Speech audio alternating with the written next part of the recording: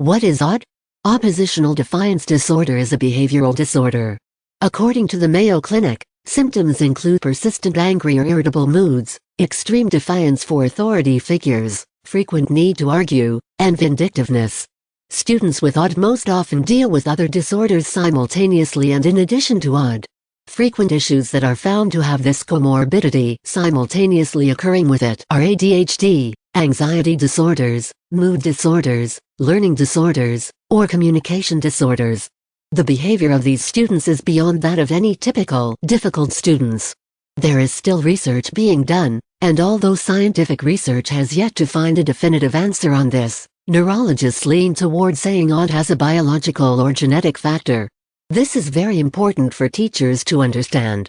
Studies have shown that there are common differences among the brains of children and young people, as well as adults, who are extremely defiant, aggressive, and even violent. The reason this is important information for teachers is that understanding it as a biological, genetic, or physical disorder means that you cannot blame it on the parent or child.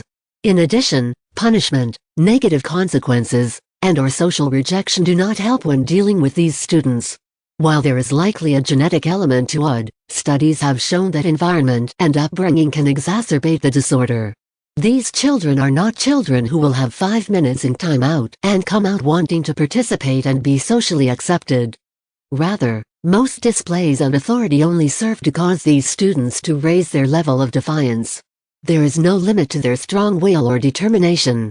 How to work with students with OD? It doesn't sound overly positive, we know. If you've had the opportunity to work with one of these students, you know the struggle is real and intense. Dealing with them may cause you to feel like this year is your career ender. Perhaps it won't surprise you to learn that many of these children develop more chronic behavioral disorders. One, in particular, is named, appropriately, conduct disorder, which displays itself in more intense defiance, often leading to illegal behaviors. Juvenile delinquency and life in prison are all many of these students can look forward to.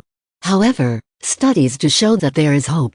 First, there are different levels of severity, and as we mentioned above, the environment is an important factor, which means as much as the environment can exacerbate symptoms, it can also lessen them. There is hope. You may be all that stands between this student and a life in prison, though. Your response to their behavior is critical. It isn't easy to work with these students, and we won't even try to pretend it is. It is important, though. Here's what we've learned.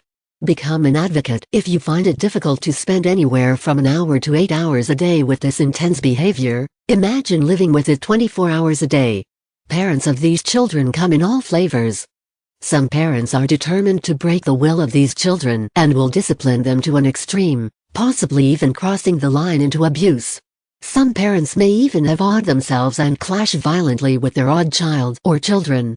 Some parents are so beaten down and defeated from constantly battling with these strong-willed children that they quit entirely and don't even attempt to discipline. They may be afraid of their child, and at times these parents are abused by their child. It's likely that if you bring the behavior to the attention of the child's parents or guardians, they will not be surprised. If it is agreeable to the parent to discuss the behaviors, do all you can to encourage them to seek treatment. As professional educators, we are not acting as diagnosticians, so the term oppositional defiance disorder never needs to be part of the conversation from your end, but it is perfectly acceptable to share with parents that their child appears to be struggling more than most in your experience. Be sensitive, and work to cultivate compassion when discussing these students. It's often difficult to love them. They may be verbally, emotionally, and even physically abusive. But the only way to make a change with these troubled children is to advocate for professional care outside of the educational environment as well as inside. A first step to suggest for parents is to consult with their family doctor to get their opinion. From there, the doctor may suggest psychological testing, therapy, medication, or a combination of all of those things. All you can do is suggest this, though. Remember, you cannot diagnose or give advice on treatment. You can only let parents know what you are seeing. Sometimes parents are in between those extremes we mentioned above. They are neither in denial that their child is struggling, nor are they unduly strict and abusive. They may be hoping that their child is just going through a phase, acting out because of some life transition, or paralyzed with worry over what would happen if they seek help. You can be a support for the family during this time by making the suggestion to consult their doctor. Having a child with a serious disorder can be demoralizing and isolating. Offering a non-judgmental opinion may be a lifeline for parents who think they must be over-exaggerating or struggling with feeling that they are inadequate as parents. Educational assistance. Regardless of what parents do or don't do outside of school, you may be able to begin the formal pursuit of educational assistance in the form of a 504 or an EAP. Talk to your diagnostician, special education colleagues, and/or counselor. Keep your administrative team in the loop, and as always, be absolutely sure you are documenting. Documenting of suggested here in the blog. Before that, teachers keep ABC documentation: antecedent, behavior, and consequence. These forms can be found online. You can create your own, or you can purchase them. We've had lots of luck finding great ones on Teachers Pay Teachers, but we've also found them for free online sometimes. A good form can save you hours of work, and in these cases, we feel this is the best way to document. Discipline in general. You may have great success with a class contract or more informal agreements with students. In years past, you may have never had to say, "We don't punch other students." Perhaps it was just understood. Not so with these students.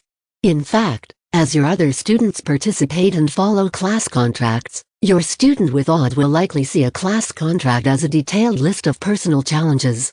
They may determine, either subconsciously or not, that they will have to find a way to break each of the rules as quickly and soundly as possible. So how can you discipline these students? How can you establish an agreed-upon routine and keep everyone safe? These students are highly suspicious of any sort of manipulation. They will not adhere to any idea that isn't theirs. Your best bet is to pick your battles to begin with. These are children likely to look straight at you while they defy you. They will yell at you or other students, they will shout profanities, and they may even do physical harm. They are easily set off. They are often angry and irrational. So if this student is tapping their pencil on their desk, especially if you think they're doing it to annoy you, don't confront them. The more lines you draw in the sand, the more opportunities you're giving them to openly defy you. The more times you send them to the office, the more likely they are to escalate their behavior. So in the simplest things, do not approach them. Don't react. Don't ignore. Just be. Observe. These students need their own set of rules, and they need to negotiate and have the power to create the rules for themselves. When they are not right in the midst of an attempt to defy you, sit and talk with them. Tell them you need their help, and you do. Tell them what you're having a problem with, and ask them how they can solve their behavior. The more control you give them, the more choice they have, and the more purchase they have, the more likely it is that you will be able to agree to reasonable terms. Many teachers are absolutely not willing to do this. The classroom is theirs, and students are expected to behave according to a set group of rules. This sort of inflexibility is very likely to get you or a student physically injured when you are dealing with a physically aggressive student with Audit. To be frank, the only inflexibility you can have in this situation is a refusal to fight over who has the power. The more you make your classroom a battleground for control, the more you will lose. In order to win with these students, you have to be willing to share. That's not to say that you cannot discipline or keep the other students safe, not at all.